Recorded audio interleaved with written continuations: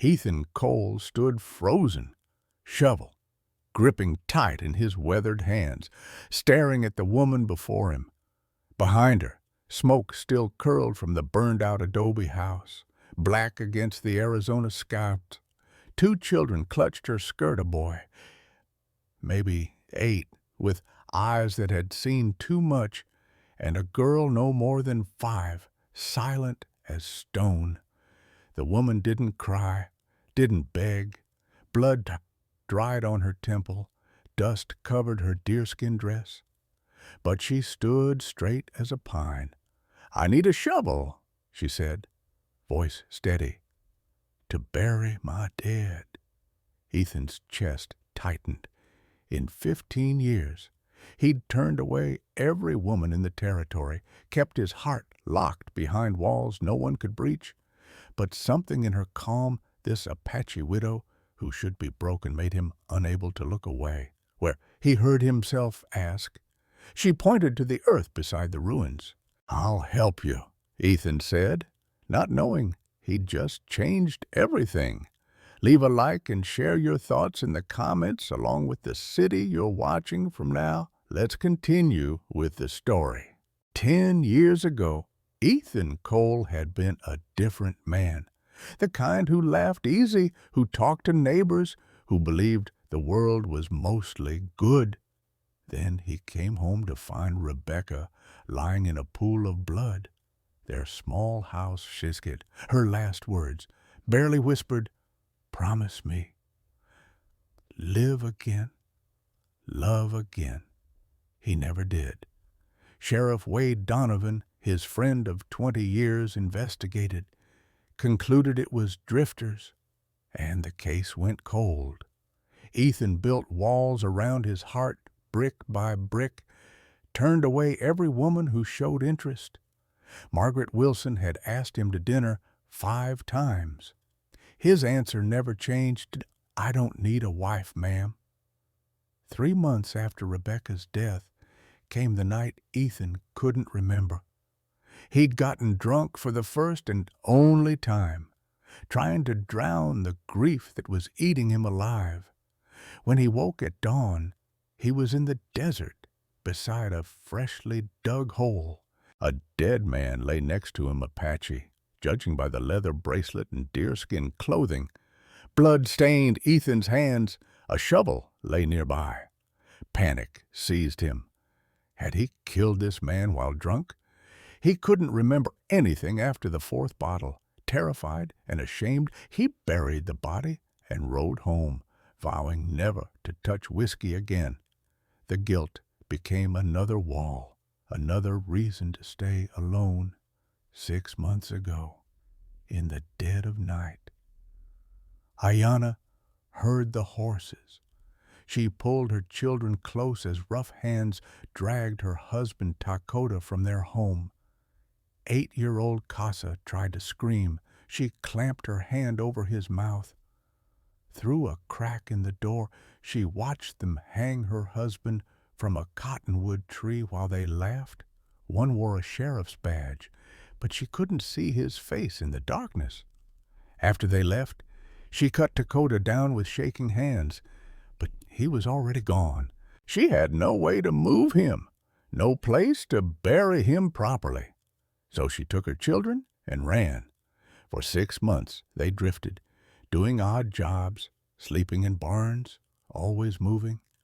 Casa stopped speaking entirely.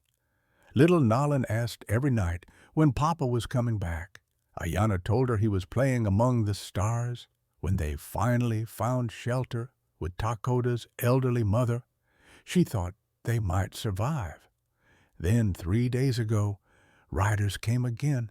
They set fire to the small adobe house while Ayanna was gathering water. By the time she ran back, her mother-in-law was dead from the smoke, and everything they owned was ash. Now Ethan lived alone in his 40-acre farm, eating cold suppers, sitting on his porch each evening with Rebecca's wedding ring on a chain around his neck. He never took it off. This morning, Margaret had asked him one last time, "You'll die alone, Ethan Cole," she'd said. "Maybe that's for the best," he'd replied. Then he'd ridden home, seen the smoke, and met the woman who wouldn't cry. Ethan had seen the smoke from 2 miles out, a black column rising against the burnt orange sky. He'd urged his horse faster, though he told himself it wasn't his concern. Apache troubles were common enough in these parts, but something made him ride toward it instead of away. The adobe house was still smoldering when he arrived. The fire had burned itself out maybe 2 hours earlier, leaving scorched earth and collapsed walls. An old woman lay beside the ruins, clearly dead. And there stood the widow with her 2 children, waiting like they had all the time in the world. The boy watched him with hollow eyes. The little girl had cried herself dry. Her face was tracked with the tears, but no more came. The woman knelt beside the body, one hand resting on the old woman's shoulder. When she looked up at Ethan, there was no pleading in her gaze, just a quiet request. "I need a shovel," she said, "to bury my dead." Most women would have been hysterical. Most would have begged for help, for mercy, for anything. This one simply asked for a tool and expected to do the work herself. "Where do you want the grave?" Ethan asked. She pointed to a spot beneath a scraggly mesquite tree, the only shade for miles, for 2 hours. Ethan dug while the sun beat down mercilessly. The ground was hard-packed and unforgiving. Sweat soaked through his shirt. The woman didn't offer to help. It wasn't the Apache way for a mourner to dig. The boy stood sentinel, watching Ethan's every move with an intensity that made him uncomfortable, testing him, maybe, or memorizing his face. When the hole was deep enough, Ethan climbed out. The woman wrapped her mother-in-law in the only blanket that hadn't burned, then carefully lowered the body with Ethan's help. The little girl picked wildflowers, scraggly desert blooms that most people wouldn't call flowers at all, and scattered them over the grave. Then the woman sang. It was an Apache death song, low and haunting, without tears or trembling, just a steady voice sending a soul to the next world. Ethan stood back, hat in his hands, head bowed. He might not understand the words, but he understood grief. When the last note faded, she stood and brushed the red dust from her deerskin dress. "Thank you," she said. "We'll go now. Go where? I don't know, but we can't stay here." Ethan watched as she took each child by the hand and started walking.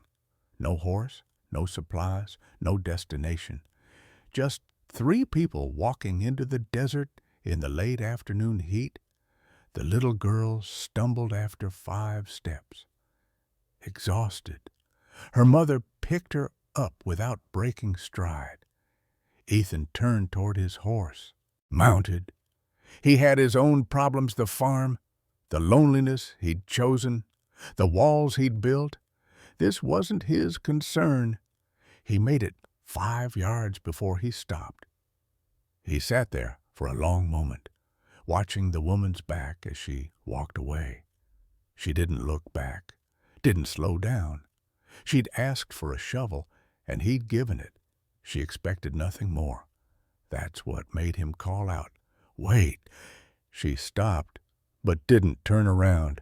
"My farm needs help," Ethan said. "I could use someone to cook, clean, mend. You interested?" Now she turned. Her eyes searched his face, looking for pity or worse. "I don't take charity, not charity. Work for room and board. You earn your keep." Silence stretched between them. The boy whispered something to his mother in Apache. She shook her head slightly. then looked back at Ethan. "If that's the arrangement," she said, "then yes." The ride back took an hour. Ethan let the little girl ride his horse while he walked alongside, leading the animal. The boy stayed close to his mother, never taking his eyes off Ethan. The woman herself said nothing at all. When they reached the farm, Ethan showed them to a corner of the barn he'd converted to storage. It was dry, clean, with space enough for three. "You can stay here," he said, "for now." The woman surveyed it without emotion. "This will do." She didn't thank him. Apache pride, he figured. Or maybe she understood that thank yous could make charity out of honest work. That night, Ethan lay in his own bed inside the house, staring at the ceiling. Through the window, he could hear the woman singing a different song this time. A lullaby. The melody was strange and beautiful and achingly sad. He pulled Rebecca's ring from beneath his shirt and held it up in the moonlight. "What am I doing?" he whispered to the empty room. No answer came, but he couldn't sleep. Every time he closed his eyes, he saw the woman's face, that terrible calm, that refusal to break. Most people he knew would have shattered under less. Near midnight, he heard soft footsteps outside. He looked through the window and saw the boy standing in the yard, drawing something in the dirt with a stick. Even in the darkness, Ethan could make out the shape a man's face, crude but unmistakable. The boy drew a star on the figure's chest, a badge. Before Ethan could process what that meant, the woman appeared and grabbed the boy's arm. She said something sharp in Apache and dragged the stick through the dirt, erasing the image. The boy looked up at her, then toward Ethan's window. For a moment, their eyes met across the darkness. Then the woman pulled her son back toward the point, and the yard was empty again. Ethan went to his desk and counted his money. $180. The banknote was due in 2 months, $3,000, or he'd lose the farm. He'd been worried about it for weeks. Now he had 3 more mouths to feed, and he still didn't know why he'd brought them home. The first week, Ayanna rose before dawn and had coffee brewing by the time Ethan emerged from the house. She never asked what he wanted for breakfast. She simply made cornmeal mush and bacon, set it on the porch table, and retreated. They ate separately, him inside, her and the children outside under the overhang. She worked in silence, washing clothes in the big tub behind the house, scrubbing until her knuckles were raw, mending the tears in his shirts with tiny, perfect stitches, sweeping the porch until not a speck of dust remained. She moved through her tasks like a ghost, never coming within 10 feet of him unless absolutely necessary. Casa proved surprisingly useful with the cattle. The boy had a natural way with animals, could read their moods and movements. He worked alongside Ethan each morning, driving the small herd to water, checking for injuries or illness. But he never spoke, not once. Ethan wondered if the boy was mute until he heard him whisper to his mother in Apache one evening. Nayland was terrified of him. Whenever Ethan came near, she'd duck behind her mother's skirt and peer out with those huge dark eyes. He didn't take it personally. He probably looked like the men who'd burned their home. By the second week, small changes crept in. Ethan woke one morning to find wild flowers on his breakfast table, desert marigolds, their yellow petals bright against the rough wood. He glanced toward the barn and saw Nellen watching from the doorway. When their eyes met, she vanished inside. That evening, he left 2 sugar cookies on the porch railing. By morning, they were gone. Ayanna began watching him differently, not with suspicion exactly, but with careful observation. She'd pause in her work when he walked by, following him with her eyes. Once, he caught her staring, and she didn't look away, just held his gaze for 3 long seconds before returning to the laundry. Casa started working closer, still silent, but now he'd position himself beside Ethan when they repaired fence posts or mucked out the horse stall. The boy moved with efficiency, anticipating what tool Ethan would need next and having it ready. It was eerie, this wordless cooperation. One afternoon, Ayanna spoke more than 2 words to him for the first time. "You're bleeding," she said, nodding at his hand where he'd gashed it on a nail. "I know how to treat it." Ethan hesitated, then extended his hand. She cleaned the wound with whiskey, her touch gentle but impersonal, then wrapped it in clean cloth. Her fingers were calloused but steady. When she finished, she met his eyes briefly. "You should be more careful." "I'll try," he said. That night, for the first time, they all ate at the same table. Ethan had brought his plate outside without thinking, sat down at the porch table where Ayanna was feeding the children. Nobody spoke, but the silence felt different, less like a wall and more like peace. Week 3 brought Jacob Mills. The neighbor rode up on a Sunday afternoon with a basket of biscuits and a wide smile. "Heard you took in some folks," he said, climbing down from his horse. "Thought I'd come by and welcome them proper." Ethan didn't like the way Jacob's eyes lingered on Ayanna. Too long, too appraising, but the man was friendly enough, complimenting her cooking when she offered him coffee, ruffling Nolan's hair gently.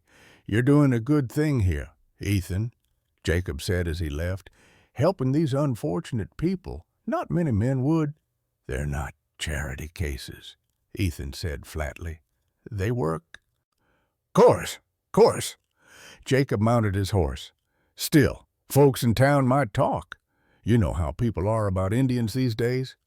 He tipped his hat. "You need anything, you just holler. That's what neighbors are for." After he left, Ethan noticed Casa watching from behind the water trough. The boy's face was unreadable, but something about his stillness bothered Ethan. Later, he found a drawing scratched in the dirt near the barn, a man's face, rough but clear. Casa's work, probably. Before Ethan could study it closer, a boot heel had scuffed through it. 2 days later, Sheriff Wade Donovan rode up. "Ethan." "Been too long, friend." They shook hands, but Ethan felt tension he couldn't name.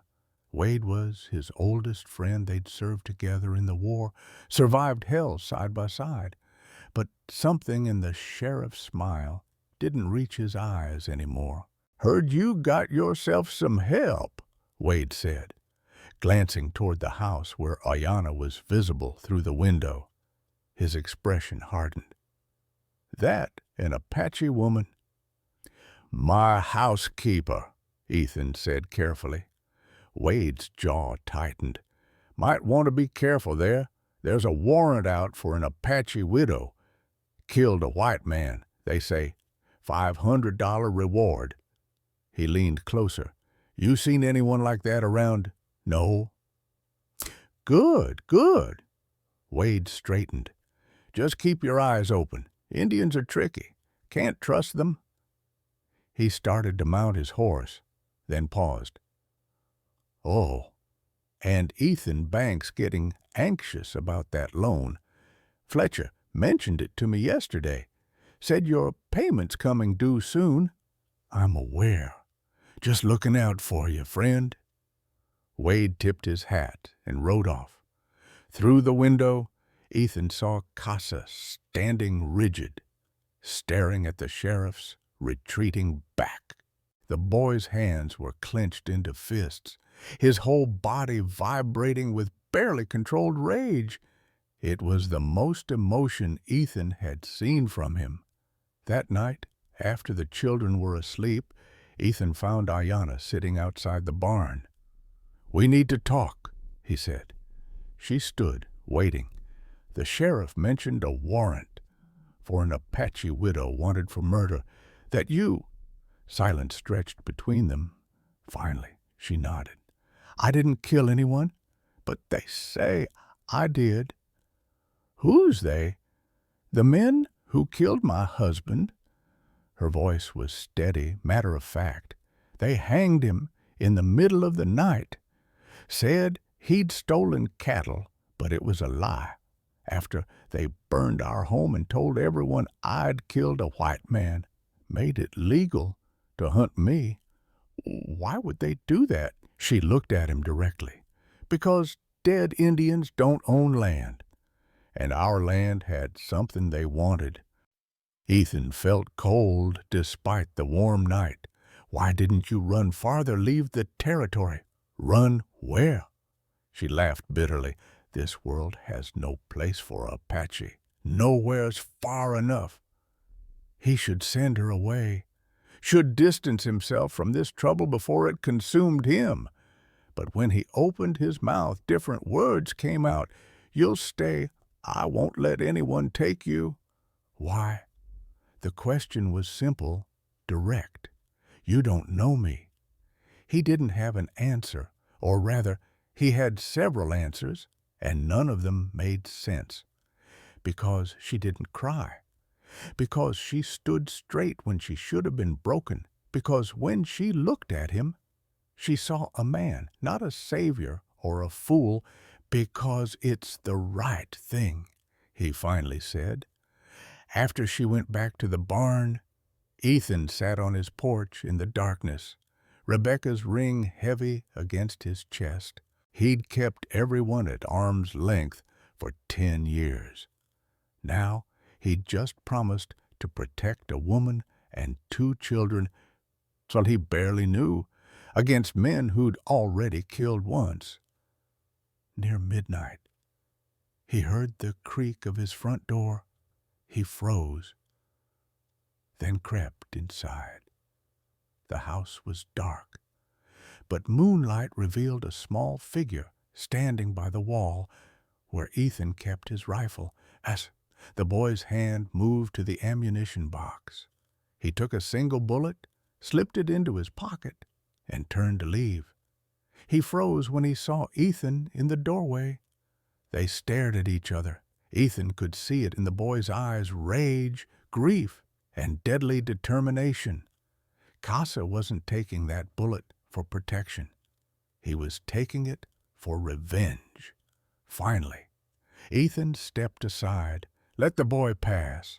Casa slipped out into the night like a shadow, and Ethan stood alone in his house, understanding with cold clarity that the storm was just beginning.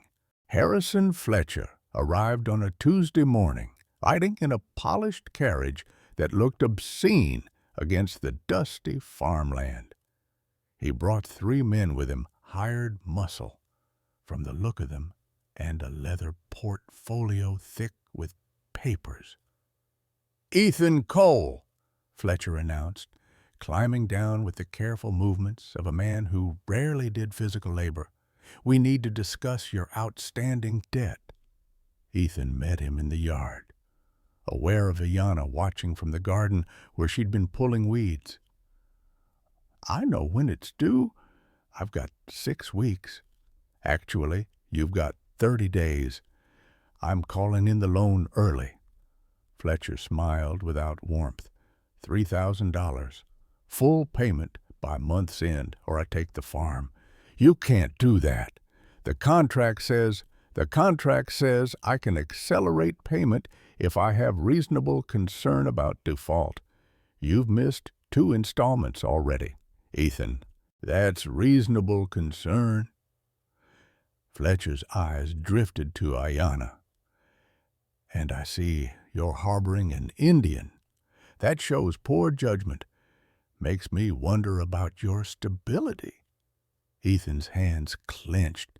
She's my employee, none of your concern.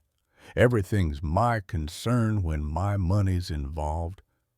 Fletcher stepped closer, lowering his voice. Here there's a reward for a certain Apache widow.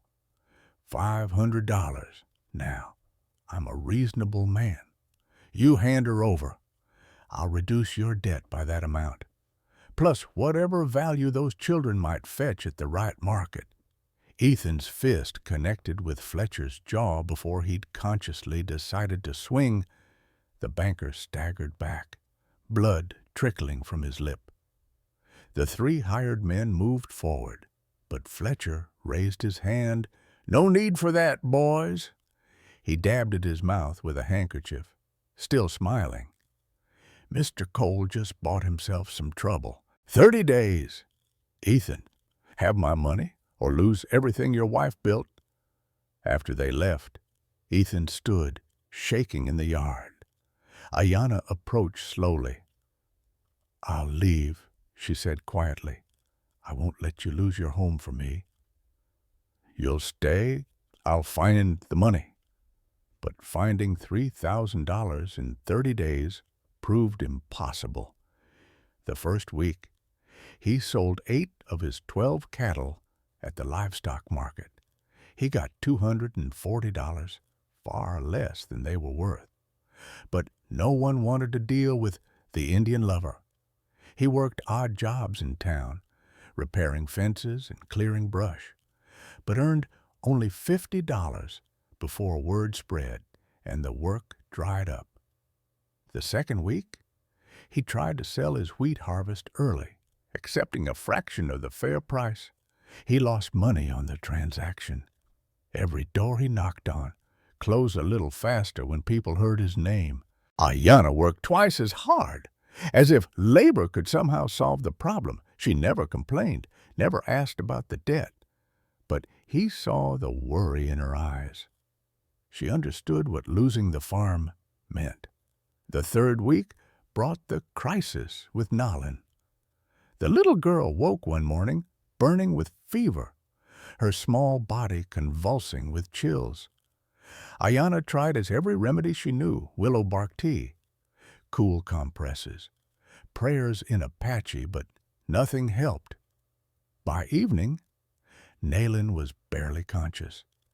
Ethan saddled his horse and rode hard for town. The sick child cradled against his chest. He burst into Dr. Whitmore's office just as the man was closing up. "Please," Ethan gasped. "She needs help." Whitmore took one look at Nalin's brown skin and stepped back. "I don't treat Indians." "She's 5 years old. She's dying."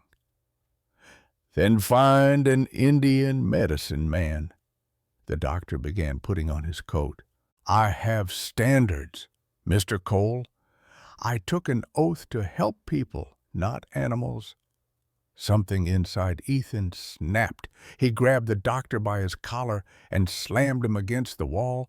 "You call her that again, an oath or not, I'll—" "Ethan!" Sheriff Wade's voice cut through his rage. Strong hands pulled him away. "Let him go. Now." Ethan found himself being dragged out of the office while Whitmore sputtered about assault charges. Wade held him back until the doctor locked his door and left. "What the hell are you thinking?" Wade demanded. "He wouldn't help her. She's just a child. She's Apache. Most folks around here, they don't see the difference." Wade's expression was hard. "You keep pushing like this, you're going to make enemies you can't afford." Ethan rode home with Nylund still burning in his arms. Ayanna met him at the door, saw his face, and understood immediately. She took her daughter without a word and disappeared into the barn. For 2 days, She tended Nolin with herbs and prayers, barely sleeping. The fever finally broke on the third morning. When Ethan checked on them, Ayanna was sitting beside her sleeping daughter, tears streaming silently down her face, the first time he'd seen her cry. The incident at the general store came next. Ayanna needed fabric to make new clothes for the children. Their old garments were falling apart. She walked into town alone, determined not to be a burden. Ethan learned what happened from Jacob Mills, who'd witnessed it. 5 women had followed Ayanna into the store, their voices rising with each step. "What's she doing here? Indians aren't welcome. Someone should teach her a lesson." They'd thrown stones, not large ones, nothing that would seriously injure but enough to hurt, to humiliate. Ayanna hadn't run. She'd stood in the middle of the street, accepting each impact without flinching, until they stopped. When Ethan found her walking home, her dress was torn and bloody. She refused to talk about it. That evening, he rode back to town with a list of items and his rifle across his lap. He walked into the general store and set the gun on the counter. "My housekeeper was assaulted today," he said quietly. "The woman who works for me, who lives under my protection. Anyone touches her again, they answer to me." The store fell silent. Everyone understood the message. Sunday. Ayanna asked if she could attend church. She'd been raised by missionaries, knew the hymns and prayers. Ethan warned her it was a bad idea, but she insisted. Faith was one of the few things they hadn't taken from her. Reverend Graham met them at the door of the small chapel.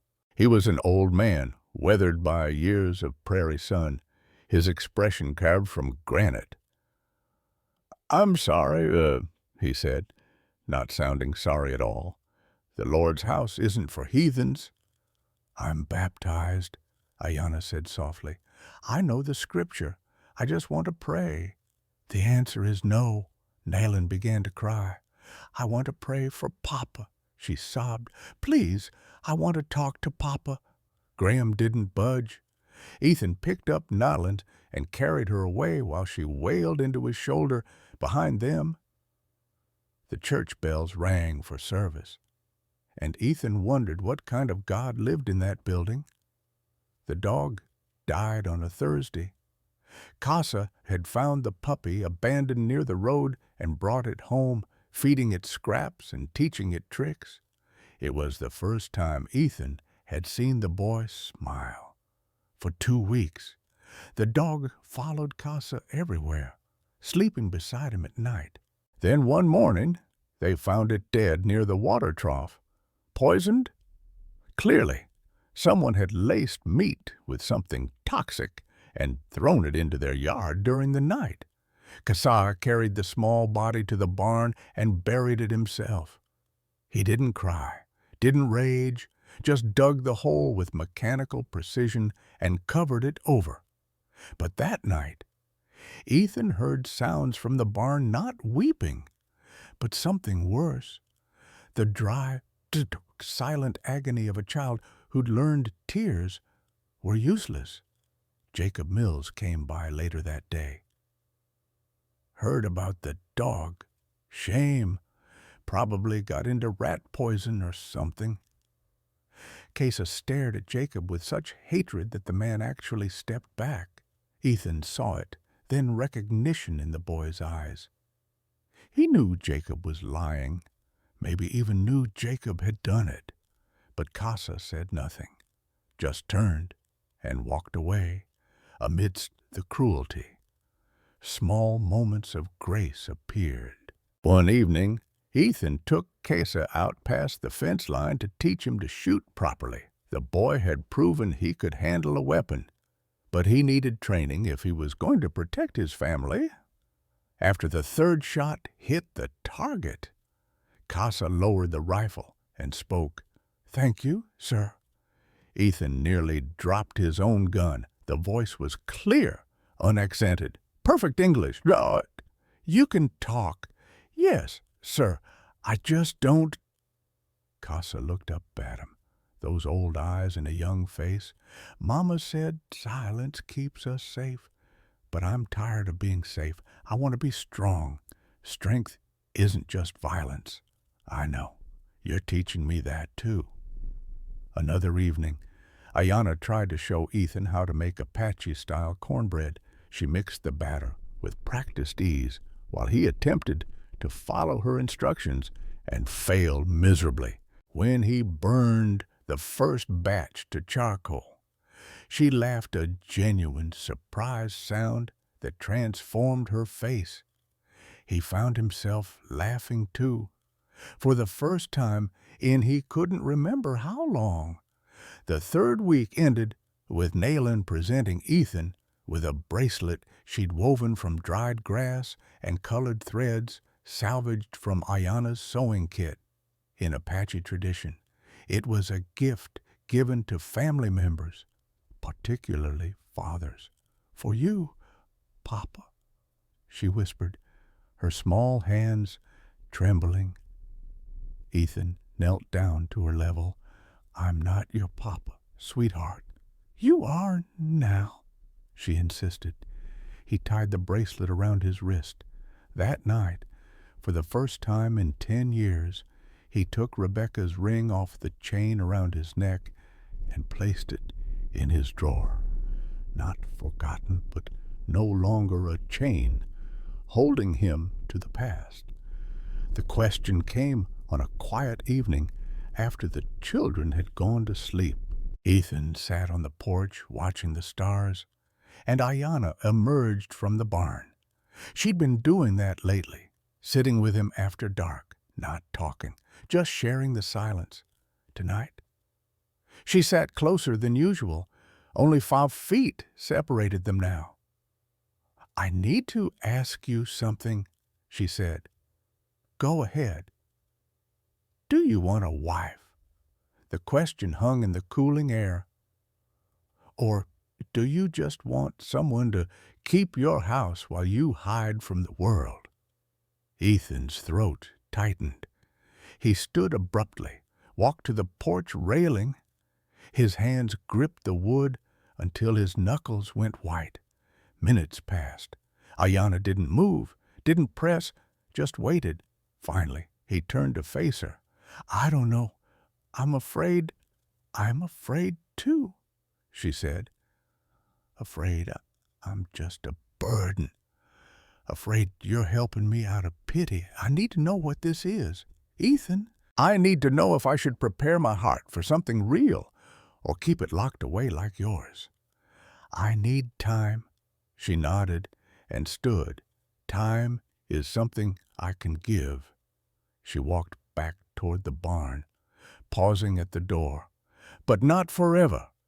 Decide what you want before life decides for you.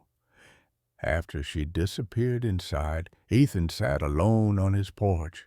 For the first time in 10 years, he admitted the truth to himself. He was in love with her, the woman who wouldn't break, who stood tall in the face of everything the world threw at her, who asked the questions no one else dared to ask.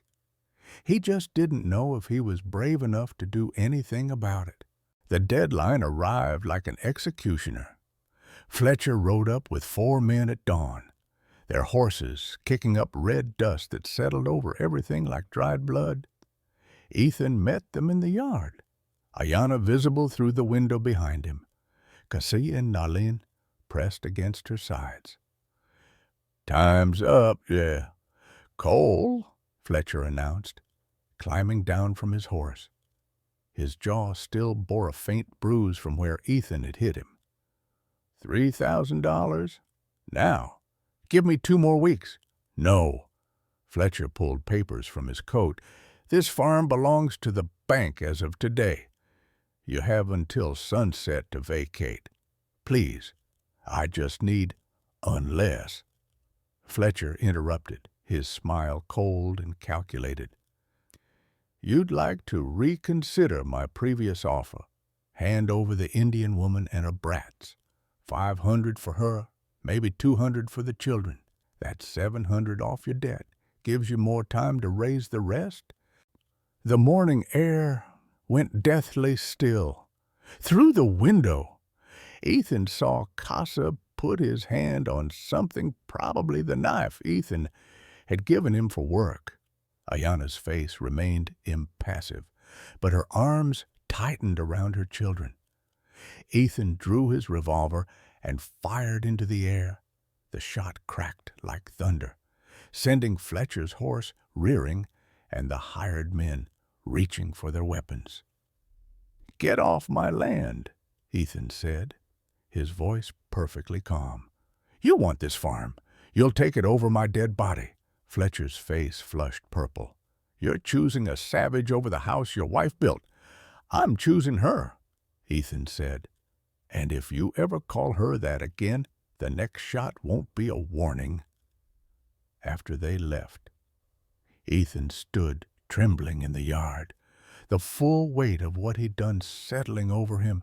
He'd just made an enemy of the most powerful man in the county, and in 29 days, he'd lose everything anyway. Ayana came out, her face unreadable. "You shouldn't have done that." "Probably not. They'll come back." "I know." She stood there for a long moment, then did something she'd never done before. She reached out and touched his arm, just for a second, just her fingertips against his sleeve. "Thank you," she whispered, and went back inside. That night, Ethan made his decision. There was one chance left to bank in Silver Springs, 50 miles east. It was a bigger town with connections to Eastern money. If he could convince them to refinance his loan, he might buy enough time to save the farm. "I'm leaving at first light," he told Ayana. "I'll be gone 3, maybe 4 days. I'll go with you. It's safer if you stay. Nowhere is safe, not anymore." She looked at him steadily. "Without you here, they'll come. You know they will. We go together or not at all." She was right. He hated that she was right. They left before dawn, all 4 of them on 2 horses. Casa rode behind Ethan, his small body rigid with alertness. Nolin sat in front of Ayana, half asleep in her mother's arms. They traveled through the coolest part of the day, the desert landscape slowly giving way to rockier terrain as they moved east. Silver Springs was larger than their town, but not by much. Maybe 3,000 people clustered around the railroad that had recently pushed through. They arrived mid-afternoon on the second, dusty and exhausted. The first bank turned them down before Ethan finished explaining. The second listened politely, then rejected him with barely concealed disgust when they saw Ayana and the children waiting outside. The third didn't even let him through the door. By the 4th bank, Ethan's hope had withered to ash. They were sitting on a bench outside, Nayland crying softly from hunger and fatigue. When an old man approached, "Heard you asking about loans," the man said. He was perhaps 70, with the weathered look of someone who'd spent his life outdoors. "I'm William Harrison. People call me Bill. I don't have time for another rejection," Ethan said flatly. "Wasn't planning to reject you. Was planning to offer you $1,000. No interest. Pay when you can." Ethan stared. "Why would you do that?" Bill glanced at Ayana and the children. "My wife was Mexican, died 20 years back. I remember what it's like when folks treat you like dirt just for loving someone different." He pulled a leather pouch from his coat. "Consider it an investment in proving bastards wrong." Ethan felt his throat close up. "I'll pay you back every cent." "I know you will. You got that look about you." Bill counted out the money. "Now get your family something to eat and find a place to sleep. You all look half dead." They spent the night at a small boarding house run by a widow who didn't ask questions. For the first time in weeks, they had full bellies and soft beds. Casa and Nalin fell asleep immediately, but Ethan lay awake, calculating. The $1,000 plus what he'd already scraped together gave him 1,600 gone, still 1,400 short, but it was something, maybe enough to negotiate a payment plan. They left before dawn the third day, hoping to make it home by nightfall. The journey back started well. The morning was cool, the horses fresh, and for a few hours, Ethan almost felt hopeful. Then 4 riders appeared on the ridge ahead of them. Ethan recognized Clayton Fletcher, immediately the banker's son, known for his temper and his father's money. The other 3 were ranch hands, the kind who'd do anything for pay. They spread out across the road, blocking the way forward. "Going somewhere, Cole," Clayton called. His arm was in a sling from an old bar fight, but his gun hand was free. "Let us pass." "Can't do that.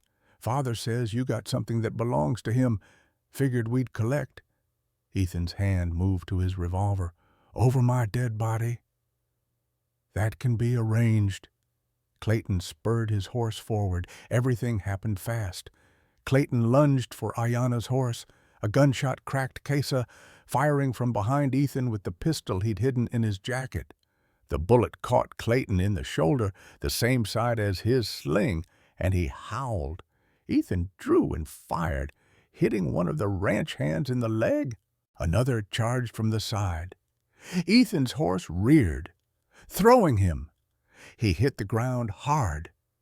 The air knocked from his lungs, but kept moving. A fist connected with his jaw. He tasted blood. Casa fired again, keeping the men back from Ayanna and Nalin. Ayanna was trying to control her panicked horse. Nalin screaming in her arms.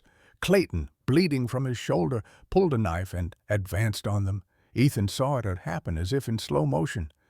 Clayton reached for Nalin, trying to pull her from her mother's grip. The little girl shrieked. Ayanna kicked at him, but he grabbed her leg, pulling her off balance. Then Ethan was there, throwing himself between Clayton and the horse. The knife slashed down. Pain exploded in Ethan's shoulder as the blade bit deep, but he caught Clayton's wrist and twisted hard. Bone cracked. The knife fell. "That's my daughter," Ethan snarled, and slammed his fist into Clayton's face. The fight ended quickly after that. 2 men ran. Clayton crawled to his horse and fled, one hand useless, blood streaming from his nose. The one Ethan had shot in the leg couldn't ride and surrendered. Ethan collapsed against Ayanna's horse, his shoulder on fire, blood soaked through his shirt, warm and sticky. Ayanna was off the horse in seconds, pressing cloth against the wound. "Why did you do that?" Her hands were shaking, her voice breaking. "He would have killed you." "Because she is my daughter." Ethan looked up at Nalin, who was staring down at him with huge, terrified eyes. "They're my children. You're—" He stopped, the words catching. Casa dropped from Ethan's horse and threw his arms around him, careful of the wound. The boy was crying for the first time since Ethan had known him, great racking sobs against Ethan's good shoulder. "You saved us," Casa kept saying. "You saved us." They made it home just after sunset. Ethan was barely conscious, fever from the wound already setting in. Ayanna got him into the house and began cleaning the knife's lash while the children hovered anxiously. That's when Jacob Mills showed up. "Heard there was trouble on the road," he said, peering in the doorway like he'd been waiting for this moment. Wanted to make sure everyone was all right. Something in his tone made Ethan's skin crawl. "How did you hear?" "We just got back." news travels. Jacob's eyes moved to Ayanna, lingering too long. That's a nasty wound. You should let me help. We're fine. Are you? Jacob stepped inside without invitation. Because, from where I stand, you're bleeding out. You've got wanted criminals in your house. And tomorrow, Fletcher's going to take everything you own. Ayanna stood slowly from where she'd been tending Ethan. Something in her face changed, hardened. She stared at Jacob like she was seeing him for the first time, or maybe remembering something she'd tried to forget. You, she whispered. You were there. Where? But Jacob's hand had moved to his gun. The night they killed my husband, you were one of them. Everything happened at once. Jacob drew his weapon. Casa lunged for him, but was too small, too slow. Jacob backhanded the boy, sending him sprawling. Ayanna grabbed for the fire poker. Ethan tried to stand, but his legs wouldn't hold him. Jacob aimed at Ayanna. Should have taken you when I had the chance. Squaw, $500 and no witnesses. Then Ayanna swung the cast-iron skillet she'd been heating for dinner. It connected with the Jacob skull. With a sound like a melon splitting, he dropped like a stone, the gun clattering across the floor. For a moment, nobody moved. Then Ayanna dropped the skillet and ran to Casa. Checking his bleeding lip, Ethan pulled himself upright, using the table, and kicked Jacob's gun away. Tie him up, he told Casa. Use the rope from the barn. It took 20 minutes to get Jacob bound to a chair. When he came around, his eyes were unfocused and blood matted his hair. Why? Ethan demanded. We were neighbors, friends. Jacob laughed, then winced. Friends don't pay.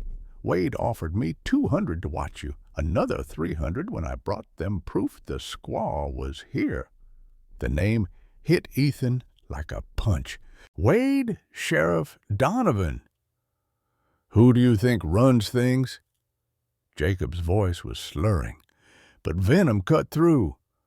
Wade's been making money off dead Indians for years. Your Apache here, her husband found a silver vein on his land. Wade wanted it. Simple as that.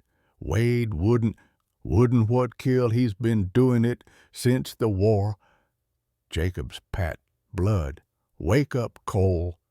Your best friend murdered your wife. The world tilted. What? Rebecca found out about the killings? Threatened to report him to the federal marshal. So Wade took care of her. Same way he takes care of all his problems. Made it look like robbery. Jacob smiled through broken teeth.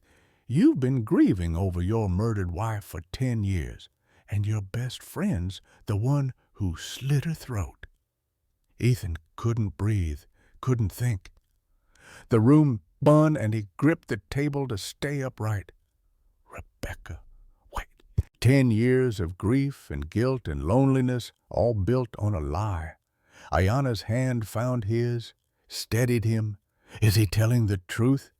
Yes, Ethan whispered, because suddenly all the pieces fit Wade's quick investigation.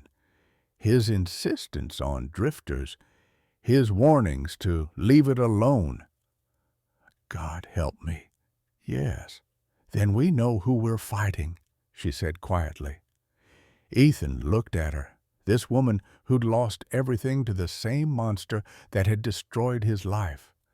Then at Casa in Nalin, both staring at him with absolute trust. His family, they were his family now.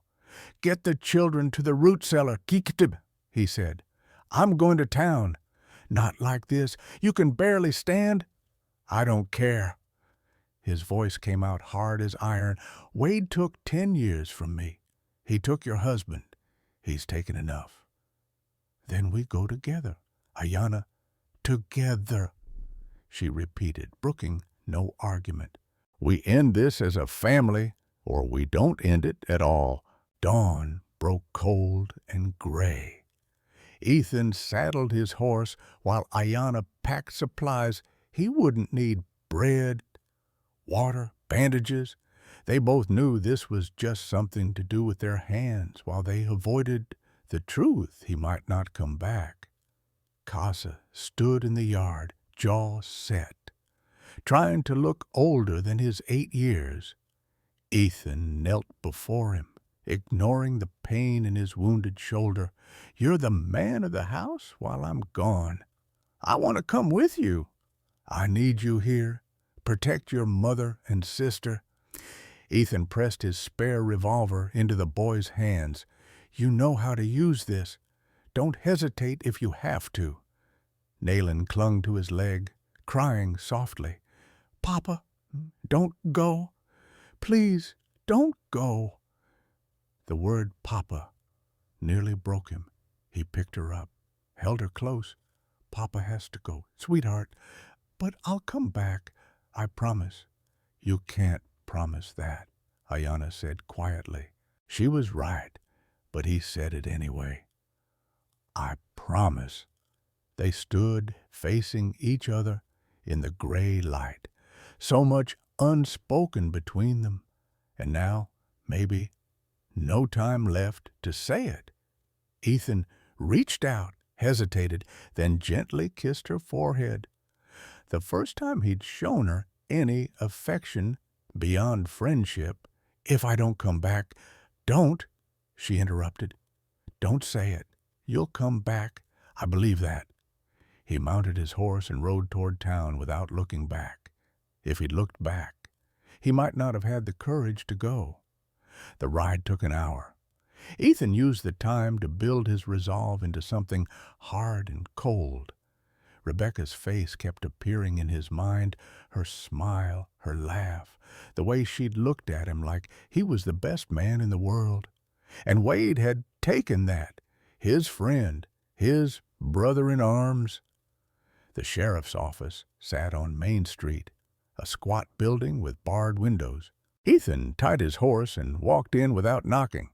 Wade was at his desk, drinking coffee, and looked up with a smile that died when he saw Ethan's expression. "Ethan wasn't expecting. You killed Rebecca." The coffee cup froze halfway to Wade's lips. The silence stretched for 5 heartbeats. Then Wade set the cup down carefully and leaned back in his chair. "Took you long enough to figure it out." The casual admission was somehow worse than a denial. Ethan's hand moved to his gun. "Why?" "Because she was going to ruin everything." Wade's voice was matter-of-fact, like he was discussing the weather. "She found out about the Apache family I'd killed for their land, caught me with their deed, threatened to write to the federal marshal." He shrugged. "I couldn't let that happen. She was my wife. She was a problem. I solved it." Wade stood slowly.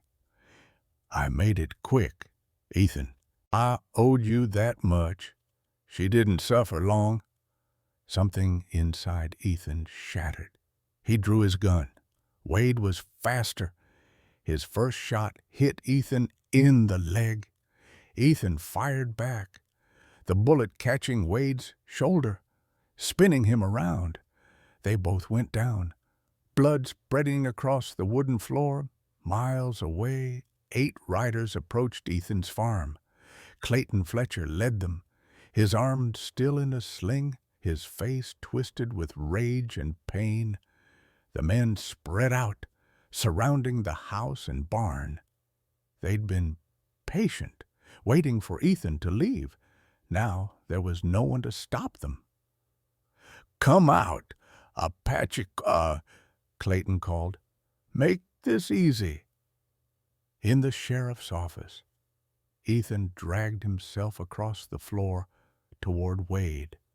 His legs screamed with every movement, leaving a trail of blood. Wade was trying to reach his backup gun in his desk drawer. "You were my friend," Ethan gasped. "We served together, saved each other's lives. That was war. This is business. Wade's fingers closed around the gun at the farm. Ayanna pushed Casa and Nalin toward the root cellar, a small underground space Ethan had dug for storing preserves. Get in. Don't come out no matter what you hear. Mama, no, now. It was the first time she'd raised her voice to them. They climbed down the ladder, Nalin sobbing. Ayanna pulled the heavy wooden cover over the entrance and scattered hay to hide it. Then she stood alone in the yard as 8 men dismounted, their intentions clear in their eyes. Wade pointed his gun at Ethan. Should have done this 10 years ago. Save everyone the trouble. The office door burst open. Casa stood there, Ethan's rifle in his small hands. He'd followed his father into town, hidden in the wagon bed, unwilling to stay behind. Wade turned, surprised. The boy fired. The bullet hit Wade's hand, sending his gun flying. Ethan lunged forward despite his wounded leg, tackling the sheriff. They crashed into the desk, then onto the floor. Ethan's fist connected with Wade's jaw. Once, twice, 3 times. "I could kill you," Ethan panted, his hands around Wade's throat. "I should kill you." But he didn't. He dragged Wade to his feet, pulled the handcuffs from the sheriff's own belt, and locked them around his wrists. At the farm, Clayton lit a torch. "Last chance, squaw. Come out, or we burn you out." Ayanna watched the flames dance, thought of Nalin and Casa below ground, hidden and safe. They needed her alive to protect them.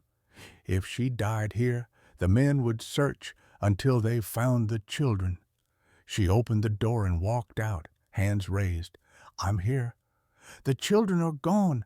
Please, just take me." Clayton smiled. "Oh, we'll take you. After we search for those brats." "They're not here. I set them away days ago." "We'll see about that." He grabbed her roughly, threw her to the ground. 2 men started toward the barn while the others began searching the house. In town, Ethan dragged Wade out into the street. It was mid-morning now, and people were starting their day. They stopped and stared as Ethan threw the sheriff into the dirt. "This man murdered my wife," Ethan shouted. "Murdered Rebecca Cole 10 years ago. Killed Apache families for their land. He's a killer and a thief, and I have proof." The crowd murmured. Wade struggled to his feet. "He's lying. He's protecting that Apache criminal. Don't listen to him." "Jacob Mills confessed," Ethan said. "He's at my farm right now, tied up, ready to testify. This man ran a gang." Ask yourselves, how many unsolved murders have there been? How many Indians died mysteriously after valuable land was found? Bill Harrison pushed through the crowd. "I'll ride with you," the old man said. "Get this bastard to a proper court." 2 more men stepped forward, shopkeepers who'd lost relatives to suspicious accidents, who'd always wondered but been too afraid to ask. Not everyone in town was corrupt. "Bill, I need you to take Wade to Silver Springs," Ethan said. "Get him to the federal marshal. Can you do that?" "Where are you going?" "Home." Ethan was already moving toward his horse, his leg bleeding through the bandage. "They went after my family." "Oh." Casa was right behind him. Together they rode hard for the farm, the boy's smaller horse barely keeping pace. 8 miles stretched like 80. Ethan's vision blurred with pain and fear. He should never have left them, should never have believed Ayanna would be safe even for a few hours. When they crested the last hill, smoke rose from his property. Not the house, not yet, but something was burning. 8 horses stood in the yard. Men were dragging furniture out of his home, destroying everything in their search. And there, in the center of it all, Clayton Fletcher had Ayanna on her knees, a gun pressed to her head. Ethan didn't think. He spurred his horse into a dead run down the hill, Casa beside him. Clayton saw them coming and pressed the gun harder against Ayanna's temple. "Stop right there, Cole, or her brains paint the dirt." Ethan reined in 20 feet away, raising his hands. "Let her go. I'll give you whatever you want." "What I want is to watch you suffer."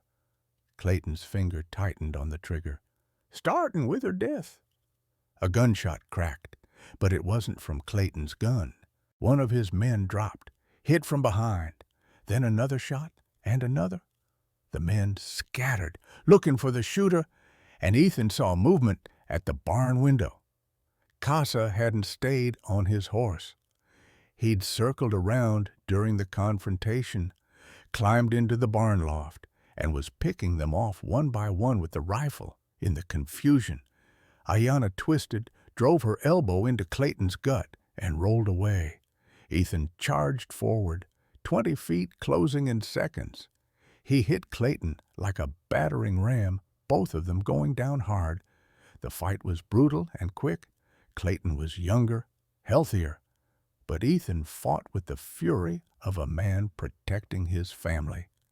His fist shattered Clayton's nose. Another blow broke ribs. When Clayton tried to reach for his dropped gun, Ethan kicked it away and planted a boot on his chest. "You're done," Ethan said. "All of you are done." 3 of Clayton's men were down, 1 dead, 2 wounded. The rest had fled. Ayanna ran to the barn, calling for Casa. The boy emerged, pale and shaking, but unhurt. Together they pulled away the hay covering the root cellar. Nayland exploded out, running straight for Ethan. "Papa, Papa!" She threw herself into his arms, nearly knocking him over. He held her tight, his wounded leg finally giving out. They all went down in a heap, Ethan, Nayland, then Ayanna, and Casa joining them. For a long moment, they just held each other in the dust and blood and smoke. 4 people who'd survived hell and found each other on the other side. "It's over," Ethan said. "Wade's in custody. They're taking him to the federal marshal." Ayanna looked at him, really looked at him, at his bleeding leg, his battered face, the way he held her children like they were his own. "You came back. I promised." She kissed him then, there in the dirt with her children watching, with Clayton Fletcher groaning a few feet away and the farm half destroyed around them. It was their first real kiss, and it tasted like blood and dust and survival. When they finally pulled apart, Nayland was giggling and Casa was trying not to smile. "Does this mean you're married now?" Nayland asked. "Not yet," Ethan said. "But soon, if your mother will have me." Ayanna touched his face gently. "I already have you, been yours since the day you picked up that shovel." They spent the rest of that day cleaning up the destruction. The house was intact, but ransacked furniture overturned. Dishes broken, Rebecca's old quilts torn. Ethan worked, despite his leg, refusing to rest, as if physical labor could somehow process what had happened. Bill Harrison arrived at sunset with 2 federal deputies. Wade was already on his way to Silver Springs in chains. Clayton and his wounded men were loaded into a wagon, bound for jail. Jacob Mills, still tied up in the barn, cursed them all as he was dragged away. "Trial's in 6 weeks, Bill told Ethan. "Marshal says with Jacob's confession and the evidence, Wade won't see daylight again. Fletcher's bank is being investigated, too. Seems a lot of money went places it shouldn't have." After they left, silence settled over the farm like a blanket. The children fell asleep immediately, exhausted by terror and relief. Ayanna cleaned Ethan's wounds properly, stitching the knife slash in his shoulder with steady hands. "This is going to scar," she said. "I've got plenty of those already." "Not like this one." She tied off the thread. "This one you earned protecting us." "Us," he repeated. "I like that word." She smiled, but it faded quickly. "There's something I need to tell you, madame, about my husband. You don't have to." "I do. You deserve the truth." She took a breath. "The night they took Dakota, I heard them talking. One of them mentioned something about the man who helped us hide the body. I didn't understand then, but when Jacob said Wade had been killing for years..." She looked at him. "How long ago did you black out drunk?" The question hit Ethan like a fist. 10 years. "Why? What were you doing that night? Where were you?" "I don't remember. That's the problem. I woke up next to..." He stopped, the pieces suddenly clicking together in a way that made him sick. "Next to a dead Apache man. I thought I'd killed him while drunk." Ayanna's face went very still. "Describe him." "I can't. I barely looked. I was terrified, ashamed. I just wanted to bury him and forget." But even as he said it, details surfaced. He had a leather bracelet, intricate beadwork, deerskin clothing. He was young, maybe 30. What happened to the bracelet? "I don't know. Maybe I buried it with him." Ayanna stood and went to the corner where her few possessions were kept. She returned with a small leather pouch and emptied it into her palm. A bracelet identical in pattern to the one Ethan remembered lay there. This was Dakota's," she said quietly. "He made 2. One for himself, one for his brother. When they found his body missing from where they'd hanged him, I thought..." And she couldn't finish. The world tilted. No, it's not possible." "How far from town did you wake up?" 5 miles east, near the Red Rocks." "That's exactly where they hanged him." Her voice was steady, but her hands shook. "They needed someone to bury him where no one would look, someone who wouldn't remember doing it. They got me drunk." Ethan whispered. "Wade got me drunk. Said I needed to stop torturing myself over Rebecca. We drank together and then..." He couldn't breathe. "I buried your husband. I helped them cover up his murder." He expected rage, accusations, hatred. Instead, Ayanna knelt before him and took his hands. "Did you know what you were doing?" "No. But did you choose to help them?" "No. But I still..." "Then you're not guilty." Her grip tightened. "Wade used you like he used everyone. You're as much his victim as Dakota was." "How can you forgive me?" "Because there's nothing to forgive. You didn't know." Her eyes filled with tears, but didn't spill. "And you brought him back to me. We can bury him properly now. Give him the ceremony he deserves." They rode out the next morning, all 4 of them. Ethan remembered the location had carried the guilt of it for 10 years. The desert looked the same, unchanged by time or tragedy. He found the spot beneath a twisted juniper tree. Digging up the grave was harder than digging it had been, not physically, though Ethan's shoulders screamed with every shovel load, but emotionally. Each scoop of earth was another layer of the past being unearthed. When they finally revealed the bones, Ayana knelt beside them. She didn't cry, but she sang the same death song she'd sung for her mother-in-law, but slower this time, with more love. Casa and Nellen added their voices, high and pure. Ethan stood apart, head bowed, feeling like an intruder on this intimate moment. Then Ayana's hand found his, pulled him down beside her. "Say goodbye," she told him. "You were the last person to touch him alive. You should be here now." So Ethan said goodbye to a man he'd never known, but whose death had shaped both their lives. They reburied him in a better place, on a hill where the wind sang through the grass. Ayana marked it with stones arranged in an Apache pattern. "He can rest now," she said. "We all can." That evening, after the children were asleep, Ethan sat at the table with a letter. Rebecca's letter, the one he'd never opened, carried for 10 years like a talisman or a curse.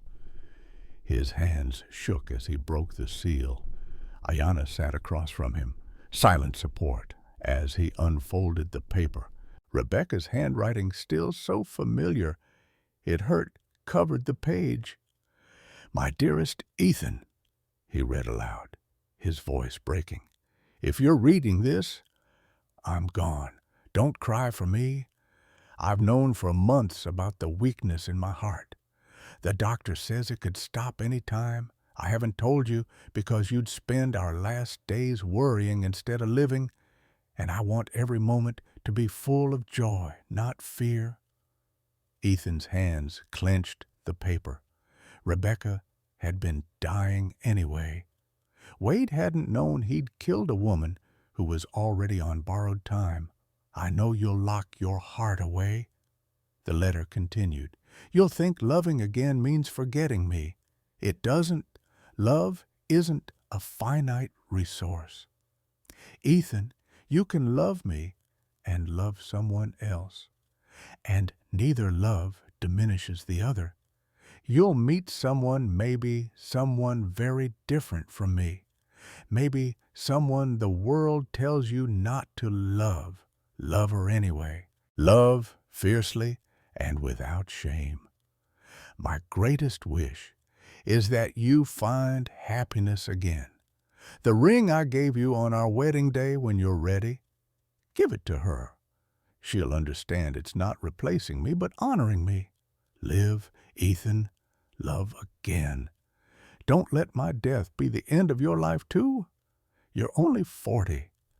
You deserve decades more of joy, and I hope you find it with someone who sees how extraordinary you are. Forever yours, even in death, Rebecca." Ethan pressed the letter to his chest and wept truly. Wept for the first time since Rebecca died. Not tears of grief, but of release, of forgiveness, of understanding. She'd known. She'd planned for this. She'd wanted him to move forward. Ayana came around the table and held him while he cried, and when his tears finally stopped, he looked up at her with clear eyes. "She knew I'd need permission," he said. "She knew I'd feel guilty." "She knew you," Ayana said simply. Ethan stood and went to the bedroom, returning with the ring. It caught the lamplight, a simple gold band worn smooth by years of wear. "Rebecca wanted me to give this to the next woman I loved." He held it out to Ayana. "I'm not asking you to replace her. I'm asking you to stand beside her memory while we build something new." Ayana took the ring, studied it, then closed her fist around it and pressed it to her heart. "I don't want to replace her. I want to honor her by loving the man she loved, by giving him the happiness she wanted for him." "Is that a yes?"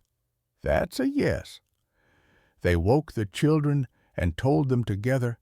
Nalin squealed with delight, already planning the wedding in her head. Kaza smiled, really smiled, and said, "Does this mean we're a real family now?" "We've been a real family since the day I picked up that shovel," Ethan said. "But yes, now it's official." That night, the four of them sat outside under the stars. Casa asked about the future where they'd live, what would happen to the farm, whether people would accept them. "We'll face it together," Ethan said. "Whatever comes." Ayana leaned against his shoulder, careful of his wound. "Together," she echoed. Nayland pointed at the stars. "Look, that's the brightest one. That's Papa Dakota. And that one next to it, that's Mama Rebecca. They're watching us." Ethan looked up at the stars. His daughter was pointing too. And for the first time in 10 years, he didn't feel the weight of the dead pressing down on him. Instead, he felt their blessing, their approval, their joy. "They are watching," he said, "and I think they're happy for us." Casa leaned against his other side. "Tell us about them, about both of them. We should know where we came from." So Ethan talked about Rebecca, her laugh, her kindness, her strength. And Ayana talked about Dakota, his humor, his wisdom, his love for his children. They wove the stories together until the past wasn't a weight, but a foundation, something solid to build upon rather than something to escape. When Nayland fell asleep in Ethan's lap and Casa dozed against Ayana's shoulder, they carried the children to bed. Then they stood together in the doorway, looking at their family. "I never thought I'd have this again," Ethan whispered. "Neither did I," Ayana replied. "But here we are." "Here we are," he repeated, and kissed her good night. The trial took place in early winter. The whole town attended, to cramming into the courthouse in Silver Springs to watch Sheriff Wade Donovan face justice. Ethan sat in the front row with Ayana beside him, their hands clasped tight. Casa and Nayland waited at Bill Harrison's house, some things children didn't need to see. Jacob Mills testified first, his voice monotone as he detailed years of murder and theft. Then came others' families who'd lost loved ones, witnesses who'd been too afraid to speak before. The evidence was overwhelming. Land deeds stolen from Apache families, bank records showing Wade's unexplained wealth, and the final blow, Rebecca's diary, found among Wade's possessions, proving he'd known about her discoveries. Wade showed no remorse. Even when sentenced to hang, he simply stared at Ethan with cold, empty eyes. "You think you've won," he said as they led him away. "You've just delayed the inevitable. This territory doesn't want Indians, and it never will." "Then we'll change it," Ethan replied, "one person at a time." Harrison Fletcher died of apoplexy 3 days after his son was sentenced to 20 years in territorial prison. The bank was liquidated, assets seized. In the chaos of the investigation, something unexpected emerged. The land beneath Ethan's farm contained a significant silver vein, the same vein Dakota had discovered years ago, the same one that had gotten him killed. The surveyors estimated its worth at $50,000, a fortune beyond anything Ethan had imagined. He could have sold the land, walked away wealthy. Instead, he hired miners and kept the farm. The silver would fund their future, but the land was their home. He paid off the debt immediately, sent Bill Harrison his $1,000 plus 500 extra despite the old man's protests. "You saved my life," Ethan told him. "Let me return the favor." With the money came choices. They could move to California, start fresh where no one knew them. They could build a mansion in town, force society to accept them through wealth. But Ethan and Ayanna chose to stay exactly where they were, on the land that had brought them together. The new house began rising in January. 4 bedrooms, a real kitchen, windows that let in morning light. Casa helped with the framing, learning carpentry from the builders. Nalin picked paint colors, choosing yellow for her room, like the flowers Papa brought me. They married on a Sunday afternoon in the new house, still smelling of fresh sawdust and paint. No church would have them, so they made their own ceremony. Bill Harrison officiated, reading from both the Bible and an Apache blessing Ayanna's mother had taught her. They exchanged rings, Rebecca's ring for Ayanna, and a new one Ayanna had made for Ethan, with silver from their land woven into traditional Apache patterns. Casa and Nalin stood as witnesses. When Bill asked if anyone objected, Nalin shouted, "No, Toa!" What? Oh, so fiercely that everyone laughed. They sealed the marriage with a kiss, and Casa whispered to his sister, "Now it's real. We're really a family." 5 people attended the wedding. By summer, that number would grow. March brought the house completion. Casa got his own room with shelves for the books Ethan bought him. The boy devoured anything written, teaching himself to read beyond his years.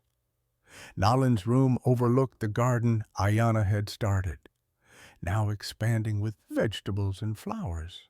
The master bedroom had a window facing east where they could watch the sunrise together.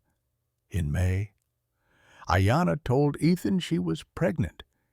He'd been mending fence when she came out with the news, and he dropped his hammer, unable to speak. She laughed at his expression. "You're not happy." "I'm terrified, Ut," he admitted, "and happier than I've been in my entire life." Casa and Nalin reacted with pure joy, already fighting over whether the baby would be a brother or sister. They made lists of names, drew pictures of what the baby might look like, planned how they'd teach their new sibling everything important. "What if I'm not a good father?" Ethan asked Ayanna one night. "You're already a good father, child," she said. "You just haven't realized it yet." July brought unexpected change. Dr. Whitmore appeared at their door, hat in hand, shame written across his face. "I owe you an apology," he said stiffly. "I was wrong about everything. If you'll permit it, I'd like to attend to your wife during her pregnancy. No charge. It's the least I can do." Ethan wanted to refuse, but Ayanna touched his arm. "Everyone deserves a second chance," she said. Then to the doctor, "Yes, thank you." Reverend Graham retired, and a new minister arrived, a young man from Boston who'd never seen an Indian before and treated Ayanna like any other parishioner. The church doors opened to them. Not everyone was happy about it, but enough people had changed their minds that the objections grew quieter. 2 families befriended them. The Johnsons, who ran the mercantile, started inviting them to Sunday dinners. The Mitchells, whose son went to school with Casa, asked them to harvest parties. Slowly, painfully, the town began to heal its divisions. October arrived with its cool winds and golden light. Ayanna went into labor on a Tuesday morning, just as the sun topped the horizon. Dr. Whitmore attended, along with 2 Apache midwives who'd traveled from the reservation when they heard about the pregnancy. Ethan paced the porch while Casa and Nayland sat rigid with worry. Inside, Ayana labored for 12 hours.